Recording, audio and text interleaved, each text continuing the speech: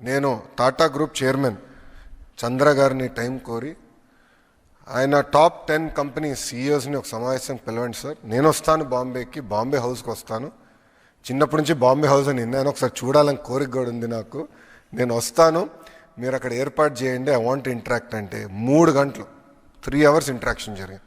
Tata power, అదేవిధంగా air India, Tata electronics, TCS, వీళ్ళతో discussion జరిగింది. ఆ 3 గంటలు కొన్ని ఒప్పుకున్నాం. రెన్యూబుల్ ఎనర్జీలో 7 గిగావాట్ల పెట్టుబడి వాళ్ళు చేస్తారని, టీసీఎస్ విశాఖపట్నానికి తీసుకొస్తారని. అదొక బాధ్యతగా ఒక పట్టుదలతో ఏ రాష్ట్రం ఇవ్వని విధంగా 99 పైసలకి 20 ఎకరాలు, సుమారుగా 20 ఎకరాలు మేము టీసీఎస్కి ఇచ్చాం. అది మాకున్న కమిట్మెంట్. ఇది ఎందుకు చేసామంటే అసలు విశాఖపట్నం ఐటీ మ్యాప్లో లేదు, ఐటీ మ్యాప్లోకి తీసుకెళ్ళాలంటే ఒక షాక్ ఇవ్వాలి సిస్టమ్, కానీ నేను చేశాను. దాని కాగ్నిసెంట్ గురించి కూడా మారదాం.